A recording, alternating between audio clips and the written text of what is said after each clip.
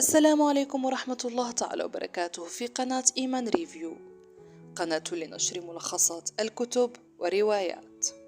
في هذه الحلقة أقدم لكم قراءة في كتاب الأدب الفلسطيني المقاوم تحت الاحتلال لغسان كنفاني، وهو كتاب لمحبي القراءة عن الأدب وللمهتمين بالاطلاع على القضية الفلسطينية من أبعاد مختلفة. وككل بداية أترككم مع نبذة عن حياة الكاتب.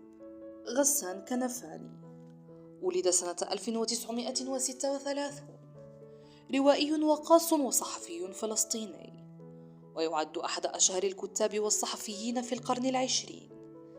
اهتم بالكتابة على نحو خاص بمواضيع التحرر الفلسطيني، كما كان عضوا بالمكتب السياسي الجبهة الشعبية لتحرير فلسطين.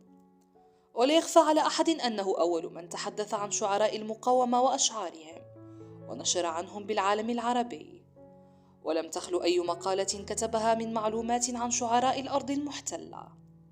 من أبرز مؤلفاته عالم ليس لنا، وأرض البرتقال الحزين، وعائد إلى حيفا، وجسر إلى الأبد، ورجال في الشمس، وما تبقى لكم، والقميص المسروق، والأدب الفلسطيني المقاوم تحت الاحتلال موضوع الحلقة. توفي غسان كنفاني سنة 1972.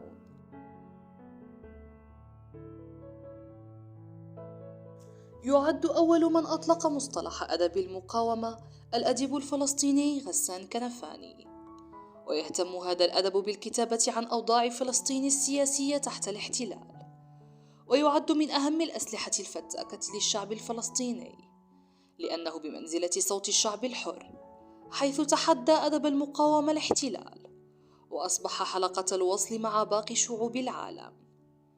إن المقاومة ليست قشرة بقدر ما هي شجرة تضرب جذورها في الأرض عميقا، ومهما اختلفت أشكال المقاومة إلا أنها بالنهاية تقود إلى هدف واحد.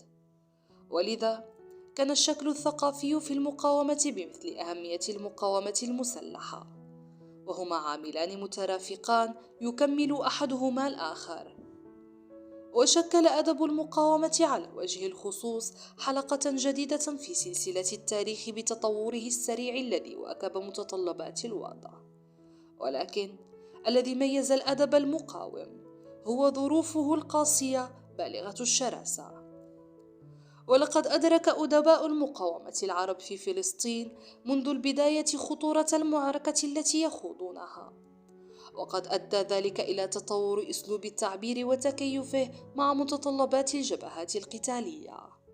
فقد لجأ أغلب الشعراء إلى كتابة القصيدة الشعرية مستعينين بالطريقة الرمزية، حيث عبر الشاعر عما يخالجه بطريقة مستعارة، وأدى وعيهم هذا إلى فهمهم حقيقة التسلل من الداخل لتسهيل عملية الضرب من الخارج، مما أسهم في بلورة الأدب المقاوم الذي كان بدوره صمودا داخليا، مما دفع الطريق أمام الأدباء للانطلاق. وأدت تلك التحديات الإسرائيلية اليومية إلى اختصار فترة من طفولة العمل الفني. ولا ننسى دور الحرب النفسية والاقتصادية والسياسية والبدنية التي شنتها قوات الاحتلال على الثقافة العربية والمثقف العربي، والتي كان لها الأثر الأكبر في بلورة الإنتاج الأدبي المقاوم. فخلال 20 عاما من القمع الثقافي دون فترة انفراج واحدة، حتى قطع الأدب الفلسطيني المقاوم رحلته الصعبة ليصل إلى درجة عالية المستوى في الشكل وفي المضمون، تتميز برؤية عميقة وواضحة لأبعاد القضية. فقد كان يقاتل على أكثر من جبهة ليفرض نفسه على جميع الجبهات.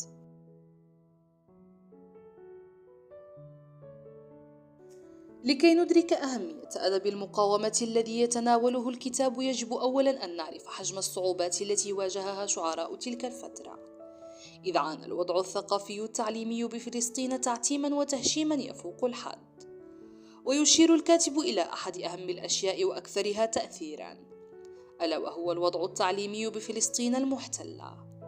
حيث يظهر جليا محاولة الاحتلال للسيطرة على التعليم ومحو التحدث بالعربية من خلال إجبار الفلسطينيين على دخول مدارس تدرس العبرية فقط، وفرض صعوبات عليهم لمنعهم من إكمال تعليمهم الجامعي. كما يكاد يكون الحصول على وظيفة للخريجين شيئا مستحيلا، بالإضافة إلى اعتمادهم على سياسة التجهيل المتعمد عن طريق السيطرة على المدارس ووضع مناهج رديئة تطمس الهوية الفلسطينية وتسحق الوعي الثقافي. وانخفضت نسبة الشباب الفلسطينيين المتعلمين وقتها إلى الحضيض، حيث وصل عدد شباب الفلسطينيين بالجامعات إلى 200 طالب مقابل 19,000 طالب إسرائيلي. وهذا الانخفاض الحاد يعود إلى عدة أسباب، منها التدخل المؤذي في شؤون التعليم بالمدارس العربية من قبل رجال الحكم العسكري والمباحث، فقد كانت لهم الكلمة الأولى في اختيار المدرسين، حيث كانوا يختارون المتواطئين من أمثالهم. ولم يكن هناك عدد كاف من المدارس بالرغم من الازدياد الهائل في عدد التلاميذ، فقد كانت تتجاهل وزارة التربية والتعليم عن عمد تنفيذ قانون التعليم الإجباري بالنسبة إلى الأقلية العربية. كما كان هناك نقص شديد في الكتب المطلوبة والمختبرات والتجهيزات والمكتبات، وكان هناك بعض المدرسين الفسد الذين يستغلون وظائفهم لنشر كتب متدنية، هادفين إلى الربح وتسميم عقلية الجيل الجديد لمحو أي ارتباطات بين الجيل الجديد وماضيهم المجيد لإخماد جميع مشاعرهم القومية. ومضت إسرائيل عن عمد في حرمان العرب من حق التعليم، فقد كانت في بعض الكليات العلمية ممنوعة نهائيا عليهم، بالإضافة إلى التمييز العنصري بين الطلاب وتهديد الطلاب العرب الجامعيين ليتركوا السكن الجامعي.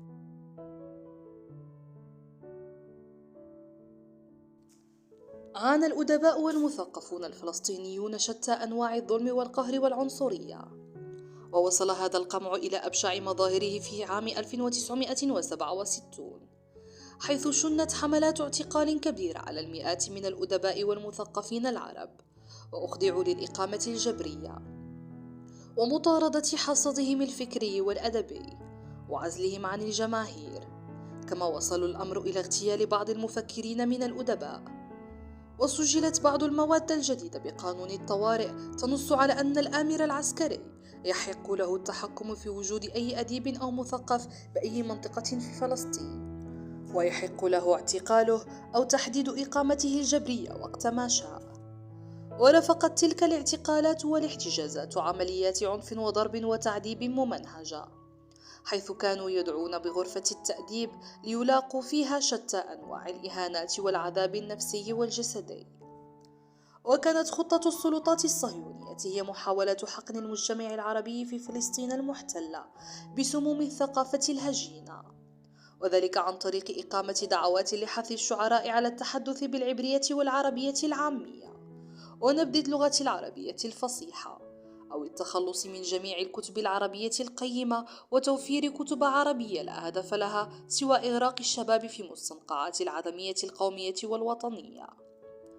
كما حثت على نشر الثقافة الغربية بكثرة ليفتن بها الفلسطينيون ويبتعدوا عن ثقافتهم العربية، حيث شكل هذا فخا وبخاصة للأديب العربي القادم من الريف، فقد وجد نفسه أمام سطوة التقدم الغربي وجها لوجه وبريق النمط الأوروبي من الفكر والحياة، مما شكل عائقا كبيرا أمام أغلب الأدباء والمثقفين للتمسك بتراثهم وثقافتهم.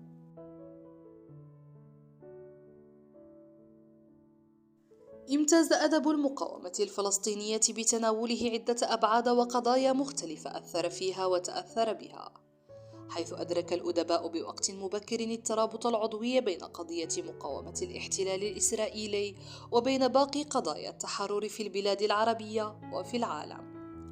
وقد أسهم الاعتماد على الإذاعات العربية في تبلور أبعاد أدب المقاومة، حيث بددت الوحشة على العربي في إسرائيل وخففت من وطأة العزلة المفروضة عليهم، فكانت حلقة الوصل بين الفلسطينيين وما حجب عنهم من إنتاج أدبي وثقافي. والالتزام بالقضية الوطنية كان كالإطار الذي استطاع أن يقود أدب المقاومة نحو مسؤوليات دون أن يفقد أي بعد من أبعاده. وظهر البعد الاجتماعي جليا في تفكير الأدباء والمثقفين، إذ تجد أغلبهم منتسبين إلى الحركة الوطنية بصورة أو بأخرى، ويناضلون بشدة بين صفوفها، حيث ظهر إدراك متزايد للوجه الاجتماعي في حركة المقاومة، وانعكس ذلك بصورة خاصة على القصص القصيرة التي تعاملت مع قضايا التقاليد القديمة ورفضتها في سبيل تجديد دماء المجتمع العربي، مثل قصة رياض يعود إلى بيته لعطلة منصور. كما انعكست أيضا في شعر الشعراء مثل قصيدة إرم لسميح القاسم، حتى وصل الأمر إلى الارتباط بآفاق التحدي المختلفة التي تواجه المواطن العربي في أرض المحتلة. ومن أكثر الشعراء الذين ركزوا على الجانب الاجتماعي القاسم والدرويش وفهد أبو خضرة، فقد أدركوا أهمية دور كلماتهم وعبروا بها عن موقفهم بكل شجاعة، واضعين أمام أعينهم أن نظرية الالتزام ليست نظرية مجردة. أما الالتزام بالبعد العالمي للمعركة فكان من مميزات شعر المقاومة، إذ أغناه وأعطاه معنى وحافزا وعمقا، عكس العديد من التجارب التي حدثت في أغلب البلدان. فنجد عدة قصائد لسميح القاسم يتحدث فيها عن زنوج أمريكا وفيدل كاسترو، كما كتبوا قصائد بإخلاص وعمق وتلقائية لجميع ثورات العالم، مما نمى البعد الإنساني في أدب المقاومة ووضعه في مكانه الصحيح. وبسبب طبيعة القضية الفلسطينية التي تضعها في وسط التفاعلات العربية، كان شعر المقاومة هو الناطق الرسمي والمؤرخ للوطن العربي.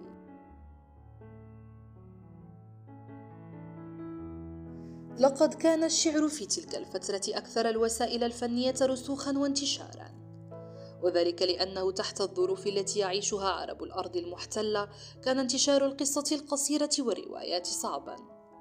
فنجد أن الأعمال النثرية من الروايات التي عثر عليها نادرة للغاية، ويرجع ذلك إلى صعوبة كتابة روايات، كما أنها تجلب لصاحبها الكثير من المشكلات على عكس الشعر الذي كان يميل إلى الرمزية.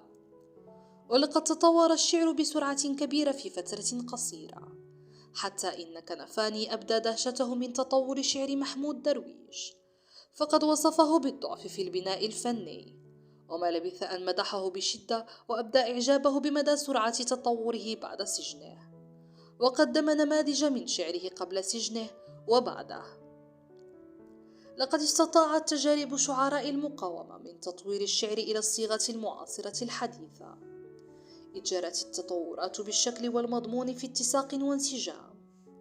ويعرض الكاتب نماذج كثيرة من الأشعار، من أبرزها قصيدة طفل من شابة لحنا أبو حنا، فقد كانت مهداة إلى طفل وصديقه تسلقا جدار السجن لرؤية أحد المعتقلين. أيضا قصيدة السجن والكفاح لمحمد دسوقي التي يقول في مطلعها: لن يرهب السجن أحرارا لنا سجنوا أو عذبوا بنواحي الأرض واعتقلوا.